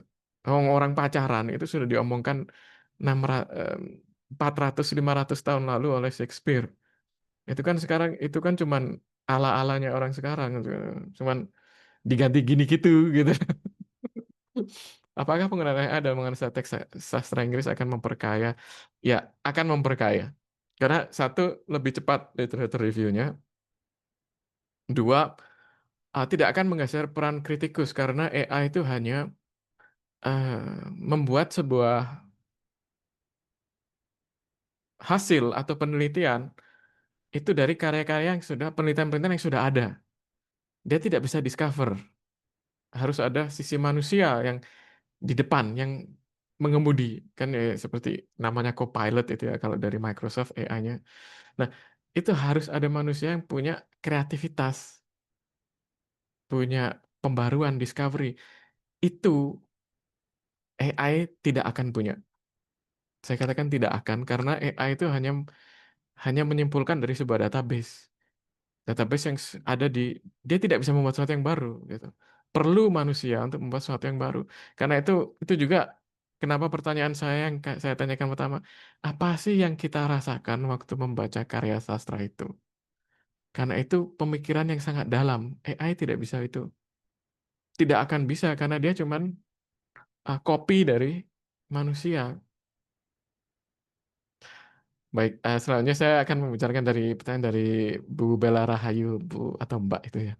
Bagaimana kajian saya membantu mahasiswa memahami dinamika globalisasi tanpa kehilangan identitas budaya lokal? Saya mengajar cultural studies. Di situ kita selalu menggali nilai-nilai budaya kita yang mahasiswa itu sering lupa memang. Di kelas-kelas itu harus ada kelas, ini kan prodinya Bapak Ibu namanya Bahasa dan Kebudayaan Inggris ya, betul ya? Betul, JJ, betul. Betul, Nah, betul, betul, itu Pak. sebenarnya sangat menggali identitas budaya lokal. Saya jujur saja saya waktu S2 di Amerika, itu kalau saya kan disuruh membuat penelitian akhir ya. Kalau saya penelitian akhir saya itu mengenai Amerika atau Inggris, orang-orang itu sudah baca karya-karya itu sejak SD. Saya kalau kau mau ngomong Mark Twain, Nathaniel Hawthorne gitu, Ernest Hemingway, semuanya kan sastra Amerika. Ya saya jelas kalah dengan orang-orang itu yang sudah istilahnya sejak balita sudah tahu. Tapi mereka tidak tahu mengenai cerita-cerita Indonesia gitu. Mereka tidak tahu mengenai eh mungkin wayang lah atau kebudayaan. Kalau saya orang Jawa ya berarti saya ngomongnya orang Jawa gitu. Kebudayaan Jawa. Akhirnya saya penelitian mengenai film G30 SPKI itu. Yang pastinya orang Amerika itu nggak tahu sama sekali. Nah, itu kan identitas budaya lokal. Sebenarnya itu yang paling menjual.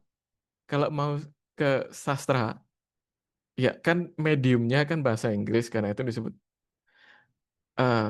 kajian sastra Inggris. Tapi sebenarnya kajian sastra itu kan ya mirip semua ya. Dekonstruksi itu ada di sastra Indonesia, cuman bedanya adalah diaplikasikan kemana. Kalau penelitian di Indonesia, biasanya orang-orang itu lebih suka meneliti budayanya orang Barat. Tapi kalau kita ke Barat, sebenarnya yang paling menjual itu adalah budaya lokal kita. Jadi tidak di mata kuliah bisa dikembangkan, kemudian di penelitian sebenarnya itu yang paling menjual. Karena mereka nggak tahu. Mereka kalau kita nulis artikel mengenai Shakespeare sudah ada 2 bangunan full dengan tulisannya kajian Shakespeare, tapi kajian mengenai seperti tadi kajian pas sastra Inggris terus dalam bahasa Inggris mengenai sastrawan Indonesia akan lebih sedikit yang sudah menulis dan itu mempunyai nilai lebih. Dalam konteks Indonesia yang memiliki sejarah kolonial Belanda, sejauh mana teori postkolonial itu, Bu, sangat diterapkan oleh rezim Orde Baru. Sangat relevan. Itu bahkan menjadi bacaan wajib di sekolah-sekolah. Kerajaan Majapahit, contohnya, Kerajaan Sriwijaya. Pernah nggak kita melihat istananya? Oh no, ini istana Majapahit. Gitu. Ini istana Sriwijaya. Tidak ada kan? Karena itu ada ahli yang bilang, ahli studi Indonesia dari luar, orang Amerika kalau tidak salah, Majapahit dan Sriwijaya itu adalah buatannya orang Indonesia. Bukan bahwa itu fiktif, tidak. Tetapi karena bangunan-bangunan itu dari kayu semua, itu kan ratusan tahun. Di sini kan hujan terus. Sudah tidak ada lagi yang peninggalannya kecuali beberapa candi. Jadi kita tidak bisa mengetahui orang kalau zaman Majapahit itu rumahnya seperti apa. Mereka pakai baju apa. Itu semuanya dalam tanda kutip buatan. Nah itu sejarah kita juga sangat terpengaruh oleh postkolonial gitu. Misalkan kita tidak peduli dengan perang Jepang dan Belanda, tapi kita peduli perang Jepang dengan Indonesia, Belanda dengan Indonesia, gitu. Nah, itu sangat relevan dan sudah diterapkan banyak di kajian budaya sastra Indonesia. Ya, saya tidak spesialisasi ke situ, jadi saya tidak bisa menyebutkan contoh-contoh artikel atau papernya.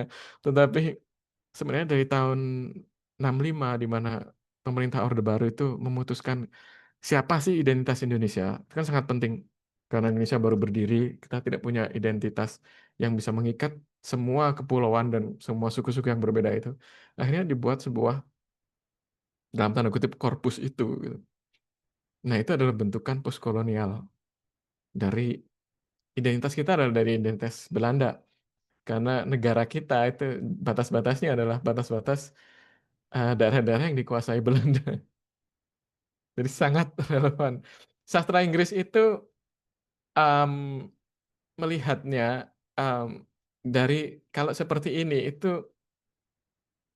kita sebenarnya tidak lagi membahas karya dari sastra dari Inggris kan ya, karya sastra dari Indonesia dan Belanda. Cuman bahasanya saja kita pakai bahasa Inggris karena itu lebih aksesibel untuk terutama publikasi dan penelitian internasional.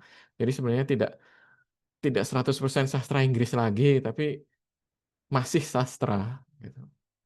Bagaimana dengan karya animasi ini dari Ibu Faras, kalau tidak salah, atau Mbak Faras.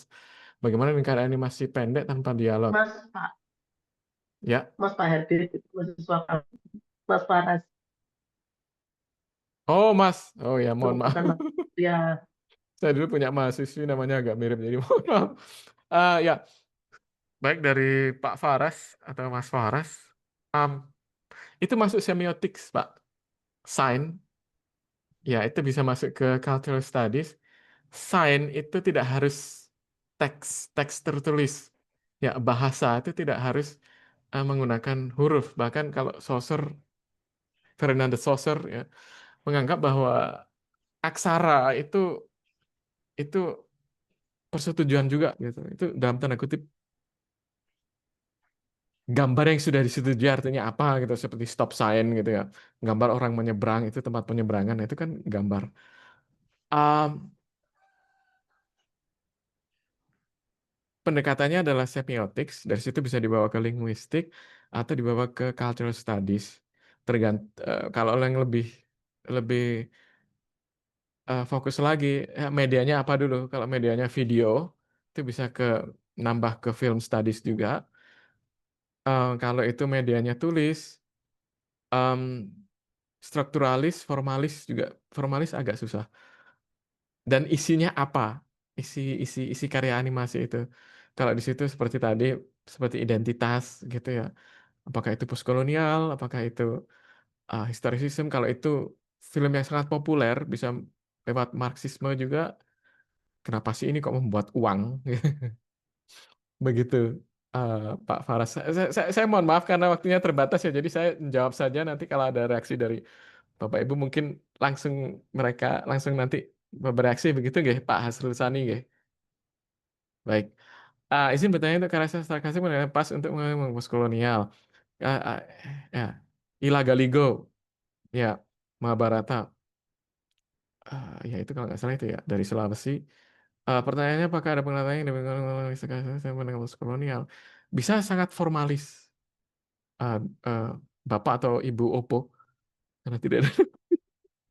Eh, em, Bisa sangat formalis dan itu akan sangat seni, gitu, seni tradisional. Cuman ditulisnya dalam kalau kalau saya mengatakan karena kita sekali lagi dalam lingkup sastra Inggris, tulisan penelitiannya itu pakai bahasa Inggris gitu aja sih. Tapi sebenarnya itu bisa masuk ke studi formalis. Itu akan sangat bernilai tinggi karena kalau kita bisa melakukan itu, kita sangat tahu kebudayaan Ilagaligo itu Sulawesi Bugis ya, Sulawesi Sulawesi Selatan. Selatan. Ya, Iya, Iya. Makassar. iya.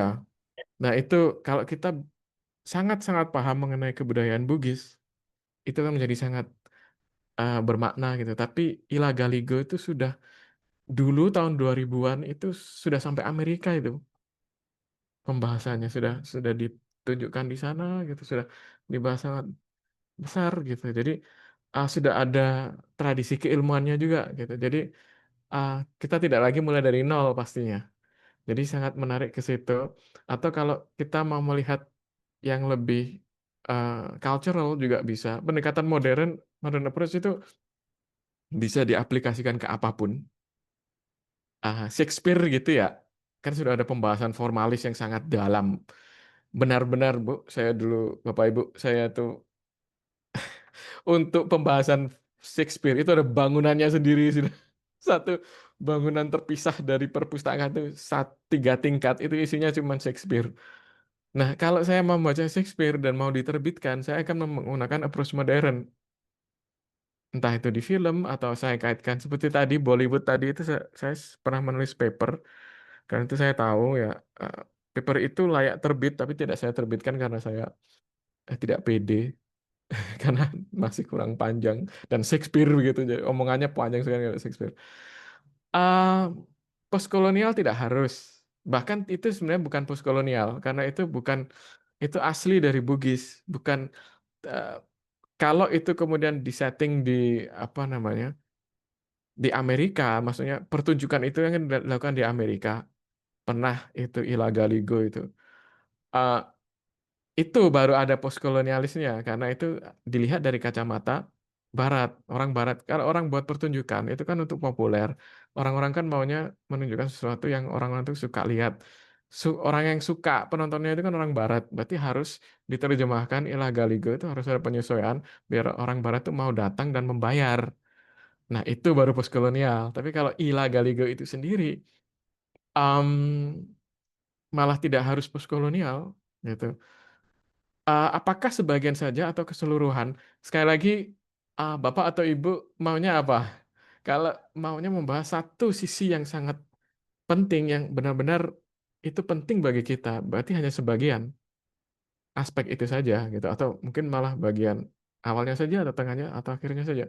Tapi kalau secara keseluruhan itu, kecuali ini itu ya survei analysis ya, maksudnya survei research ya, maksudnya ini saya ingin memetakan saja gitu. Itu baru baru relevan kalau memetakan itu seluruh isi. Tapi kalau penelitian yang mendalam itu sebaiknya malah menghindari membahas seluruh isinya karena ya kecuali kita mau menulis sekitar 10 buku gitu. Kalau kita mau menulis paper atau artikel atau satu buku seharusnya malah berfokus pada satu aspek atau beberapa aspek dengan satu tema. Karena penelitian yang mendalam itu baru bisa kalau skopnya itu mewadai. Kalau skopnya sampai 300.000 baris, ya itu tadi terlalu panjang. Yang masuk akal adalah itu memetakan saja tema secara umum gitu. Tapi saya kira untuk Ila Galigo harusnya sudah ada karya-karya survei seperti itu karena Ila Galigo sudah cukup terkenal gitu. Begitu. Am, saya kembalikan ke Pak Hasrul Sani, nggih. Terima kasih. Eh, Baik Bapak Ibu eh, serta peserta webinar pada pagi hari yang berbahagia ini. Sekarang sudah jam menunjukkan pukul 10.39. Mungkin kita memberikan satu pertanyaan lagi atau memberikan kesempatan kepada peserta lain untuk bertanya. Silakan Bapak Ibu atau peserta webinar yang lain.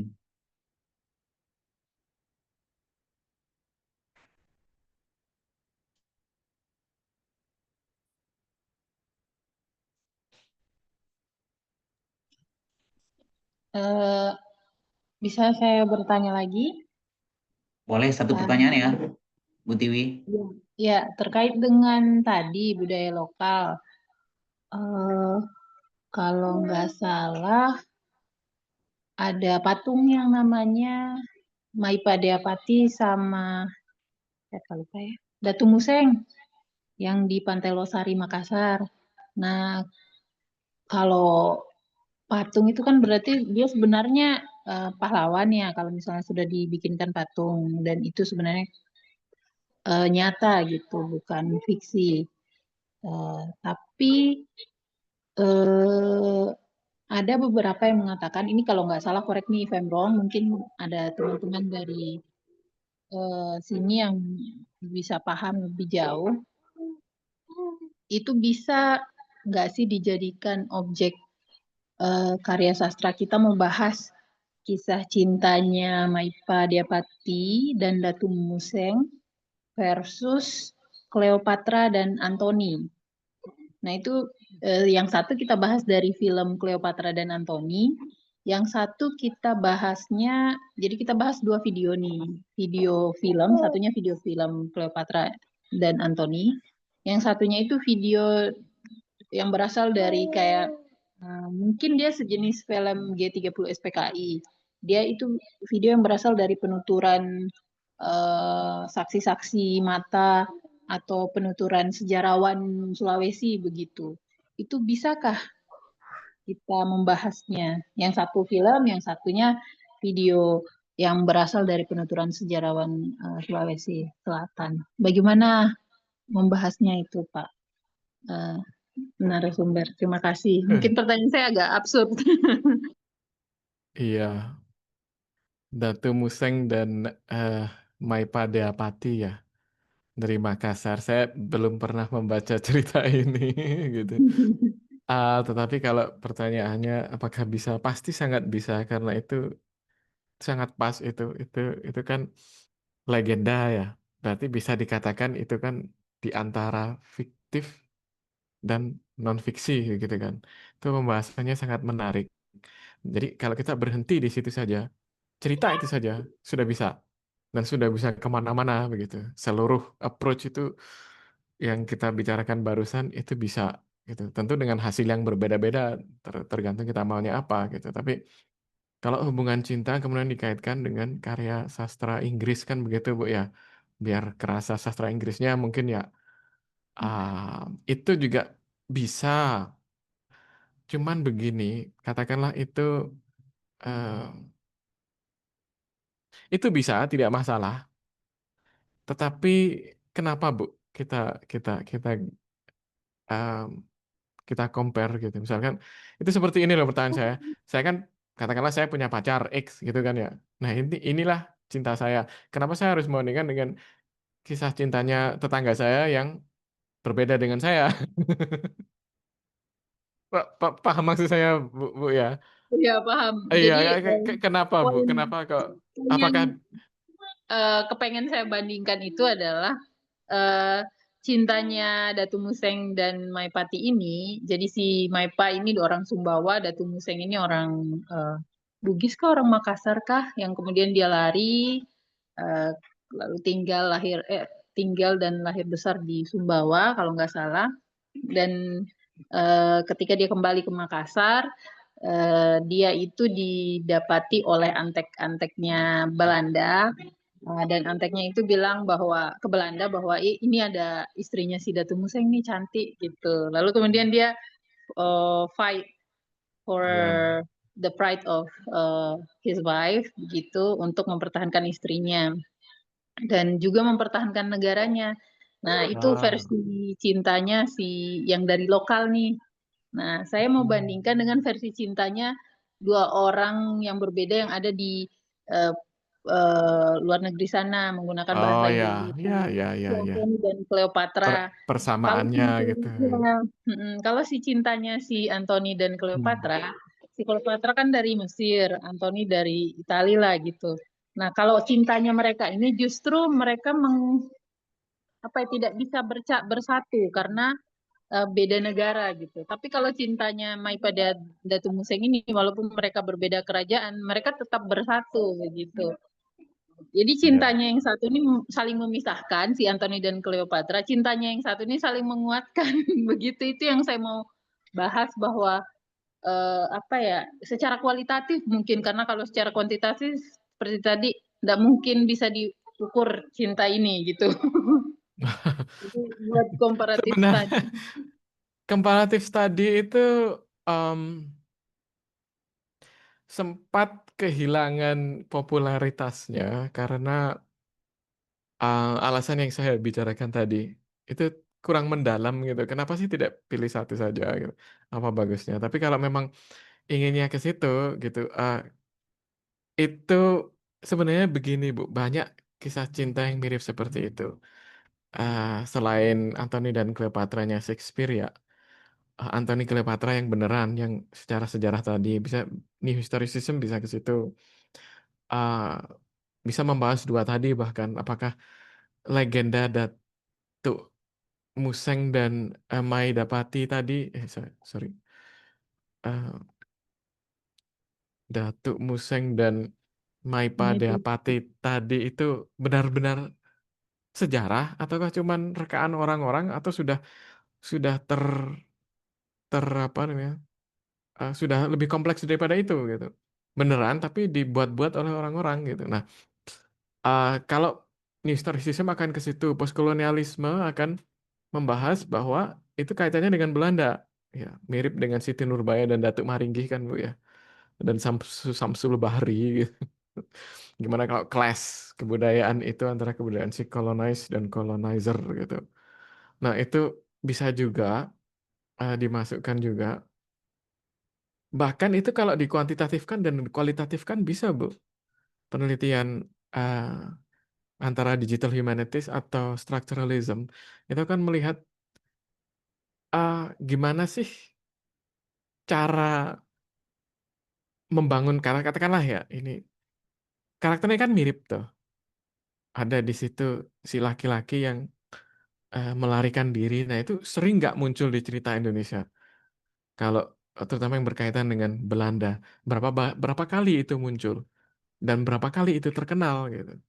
Berapa kali itu menjadi plot point gitu. Itu bisa menjadi kuantitatif. Kalau kualitatif adalah uh, seberapa besar peran itu, uh, berapa, kalau kita melihat kualitasnya ya, kadarnya ya, uh, apa saja yang harus ada di tokoh protagonis perempuan atau tokoh protagonis laki-laki, apa saja kualitasnya yang harus ada di hubungan kedua orang itu, agar itu bisa benar-benar memicu sebuah reaksi emosi yang ini gitu.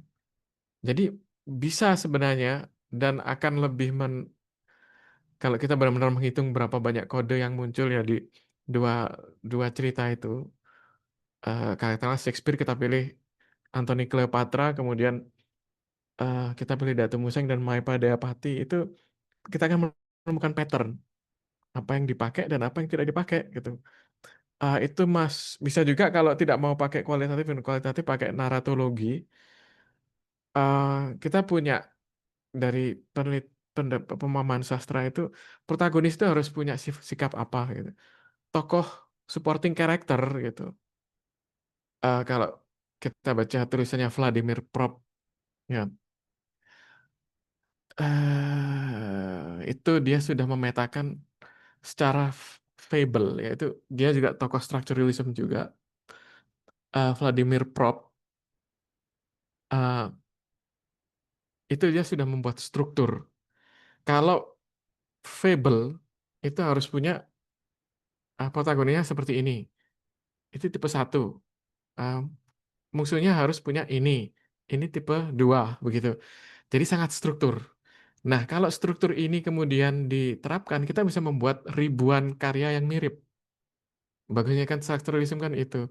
Kalau structuralism itu datanya benar-benar valid, itu bisa dipakai. Yang sekarang dipakai AI itu adalah sebenarnya hasil yang mirip-mirip dari structuralism. Dia membuat sebuah sistem atau struktur di mana semua karya sastra itu dibuat. Yang paling terkenal yaitu Vladimir Prop itu. Um, tahun 1930-an orangnya membicarakan itu. Jadi bisa kalau mau naratologi yang formalis ya itu akan ke situ. Kalau penelitian eh, sastra/linguistik juga bisa menggunakan kuantitatif kualitatif strukturalisme tadi. Kalau kita melihat karena sekali lagi kalau kita yang menyentuh kita itu adalah bagaimana dalamnya cinta mereka misalkan itu akan lebih uh, memakai pendekatan budaya juga bisa gitu, postkolonialis atau new historicism gitu. Iya, saya akan menawarkan pendekatan-pendekatan itu.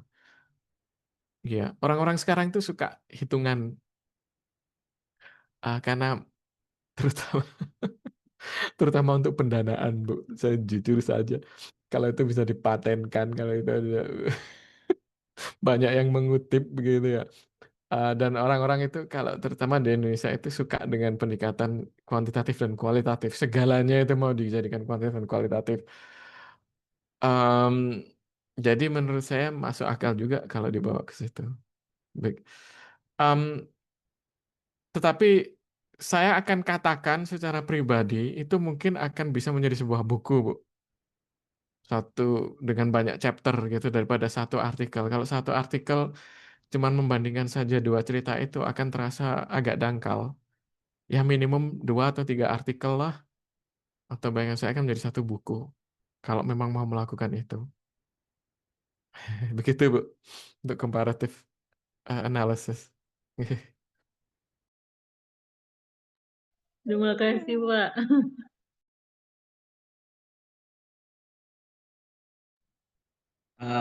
Baiklah, terima kasih atas respon dari Pak Herdit ya, dari pertanyaan dari peserta webinar pada hari ini. Dengan berakhirnya sesi tanya jawab yang kedua, maka berakhir pula acara webinar kita pada pagi hari yang cerah ini.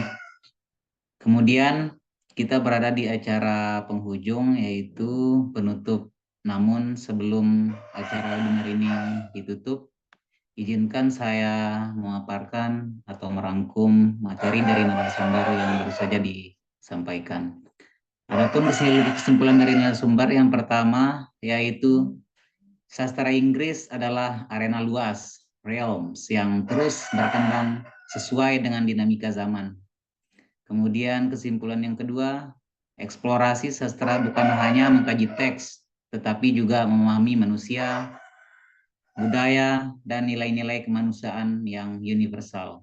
Kemudian kesimpulan yang terakhir, mahasiswa dan akademisi didorong untuk aktif mengeksplorasi berbagai perspektif agar kajian sastra tetap relevan dan kontekstual. Baiklah Bapak Ibu, boleh untuk mengaktifkan video kameranya karena kita akan melakukan foto bersama. Mbak Liska, tolong dibantu Mbak Liska. Ya, ya. Suara saya kedengaran, Pak. Kedengaran? Oh, ya udah. Bapak Ibu silakan menyalakan kameranya biar kita foto dan dokumentasi hari ini. Bentar ya.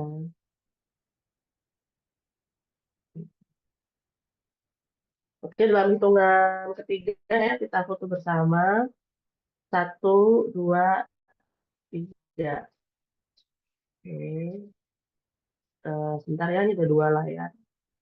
Oke, mungkin yang sekarang bisa pakai agak relax aja, mungkin bisa pakai tunjukkan simbol atau apa gitu Pak Ibu ya. 1, 2, 3, cheers. Ya, terima kasih.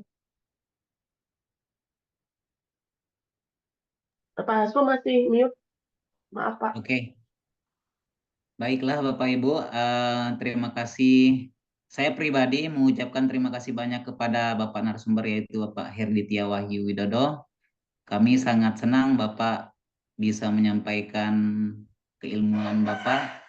Kemudian kepada peserta webinar yang lain, Sampai ketemu di webinar series yang akan diselenggarakan oleh Prodi Bahasa dan Tutur Inggris. Akhir kata, saya mohon maaf jikalau ada kekurangan. Wabillahi taufiq wal hidayah. Wassalamualaikum warahmatullahi wabarakatuh. Waalaikumsalam. Terima kasih Oke. Pak Herdit. Terima kasih pengulangan. Salam Terima sejahtera untuk kasih kita semua. sekali Terima kasih banyak undangannya. Pak Herdit. Terima kasih, Baru Pak. kali Terima ini saya kasih. ngomong banyak di webinar. Terima kasih sekali dan mohon Terima maaf kasih, Pak. Terima kalau kasih. ada kekurangan. Terima kasih. Terima kasih Daging Bu sekali, Rizka, Pak Pak. Asrul, Makasih. Sebenarnya Pak dan Herdit. teman-teman. Iya, Bu Tiwi. Terima kasih. Ditunggu di Sumbawa Mudah-mudahan Pak bisa, Herdit. ya, Ditunggu di mana? mudah-mudahan bisa main sini, Ditunggu di Pak. Sumbawa. Iya, itu loh efek dari apa itu namanya pengurangan dana efektivitas. Ya, Wah, perjalanan efisiensi. dinas sekarang efisiensi. Perjalanan dinas sekarang kan dikurangi sampai kemanapun. Ntar Ya kalau ke Sumbawa semoga. saya yang tanggung Oh susu gitu, waduh. belajarnya Pak Iya. Herdit. Oh, iya. Iya. Iya, terima Udah, kasih. ya, Ya udah belum banyak pernah ke temannya Sumbawa, Pak ingin Herdit kalau sini. melihat Ya, kuda. Yes, kuda. banyak Banyak yang bisa dilihat. banyak itu ya, banyak tempat yang luas terbuka begitu di Sumbawa ya, Bapak Ibu ya. Banyak Pak. Iya, saya dulu kan di Kansas kan senangannya ke lapangan. Nah, mungkin saya bisa ke Oh. Sumbawa untuk main layangan gitu kan, menyenangkan.